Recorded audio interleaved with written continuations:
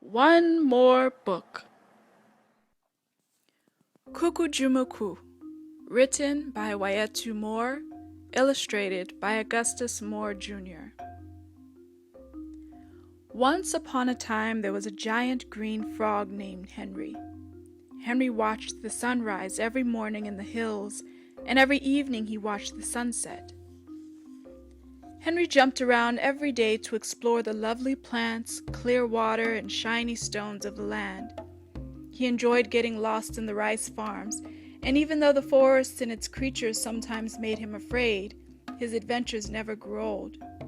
"Where are you going?" other animals would ask Henry as he hopped around from river to dry land. "I am going to see more of our land," Henry would say. "You should come with me." The animals never followed him. They just waved goodbye to Henry the Frog and went about the business of their days. One day, while hopping from river to dry land, Henry overheard the nearby birds mention that the coming thunderstorm would be the worst that any animal had ever seen. Henry was worried that the rain would ruin his adventures. "How do you know?" Henry asked them. "When is it coming? What should I do?" The birds grew annoyed at Henry's long list of questions. "Kukujumuku," they said to Henry. "If you're not inside, then you will not know. Find your own answers. We can't help you. Go away now. Go, Henry, go." The birds flew away proudly, so proudly that they were not paying attention to where they were going. Henry knew so much about the land that he would have told them to fly east instead of west, but they ignored him and kept their plans to themselves. They flew right into the rain clouds and in the path of the loud thunder.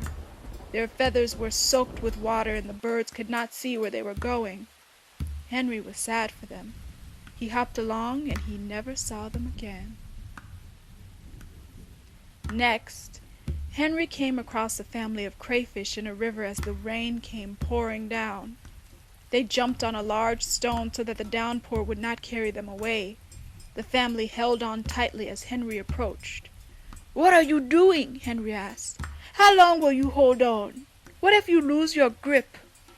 "Kukujumuku," they said to Henry. "If you are not inside, then you will not know.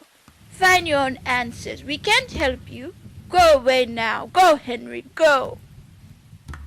The rain came down so mightily that the crayfish lost their grip on the stone. Henry knew so much about the land that he would have told them that they should have held on to the root of a bush instead. But they ignored him and kept their plans to themselves. The water washed them away as the thunder came crashing down. The crayfish were swept away by the tide. Henry was sad for them. He hopped on and he never saw them again. In the rain, Henry found a group of mongooses. The group struggled to build a shelter out of leaves and fallen tree branches. They even stole from the nests of nearby animals to build their refuge. They discussed how they would protect each other and their young from the violent storm. "I can help," Henry said. "We do not need the help of a frog," a mongoose answered. "We will protect our own. Look for your frog family to hide you from the storm." But what will happen if the rain beats too heavily on you?" Henry asked. "What if the shelter you are building isn't strong enough?" "Kukujumuku," they said to Henry. "If you are not inside, then you will not know. Find your own answers. We can't help you. Go away now. Go, Henry, go." Lightning and thunder filled the sky and massive raindrops fell to the ground. Henry knew so much about the land that he knew the leaves they had chosen and stolen for their refuge were not strong enough for the storm. However, they ignored him and kept their plans to themselves.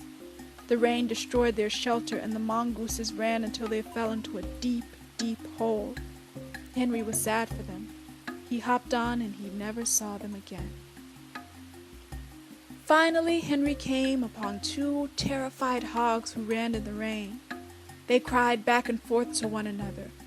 The hogs trembled in fear as the lightning filled the sky, and they gathered leaves and sticks to build shelter.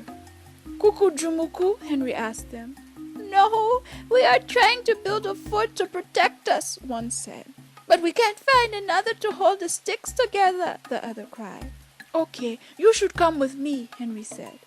The hogs remembered how many times they had seen Henry hop back and forth throughout the countryside. They trusted him, and they followed him. The animals passed a family of woodpeckers. The woodpeckers could not fit the oldest bird in a tree hole they pecked for refuge. The old woodpecker had a large stomach that would not fit, no matter how hard the birds pushed him. "Kukujumuku?" Henry asked him. "No, we cannot get him in," a woodpecker answered. "He is too big for this hole." "Okay, you should come with me," Henry said. The woodpeckers remembered how many times they had seen Henry hop back and forth throughout the countryside. They pulled the older woodpecker out of the hole and followed Henry. The hogs, the woodpeckers, and Henry the frog then came across a cluster of caterpillars. They worked together and moved their tiny feet in the mud to build something strong enough to protect them. "Kukujumuku?" Henry asked them. "No, we are trying to build a giant cocoon to hide in," a caterpillar answered. "But the rain keeps washing it away." "Okay, you should come with me," Henry said. He hopped on and the caterpillars, when they remembered how many times they had seen Henry hop back and forth throughout the countryside, trusted him and followed him. Henry led the animals to the bottom of the hills. He pointed at the giant trees that surrounded them. "Help me take down a tree," Henry told the woodpeckers, and they worked together to peck the wood of the tree until it fell down. "This will give us the strongest wood," he said. "Gather the wood," he said to the hogs. They listened and gathered stacks of wood and branches. Henry helped to find strong twigs that could also be used to protect them. The animals stacked what they had gathered until they built something tall and strong enough to protect them all. "Use the sap from the tree root for your cocoon," Henry told the caterpillars. Instead of creating cocoons for only themselves, the caterpillars used the sap to spin a covering for all of the animals that had helped and all who wanted refuge from the storm. The wind and rain came pouring down, and alas, the animals remained dry and safe from the covering that they had all helped to create. Kukujumuku is what they will tell you. If you are not inside, you will not know. But one man's answer can always help another. Look at Henry and the animals. Learn from what they showed. The end.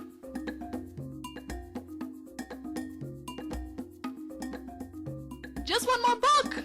Yeah!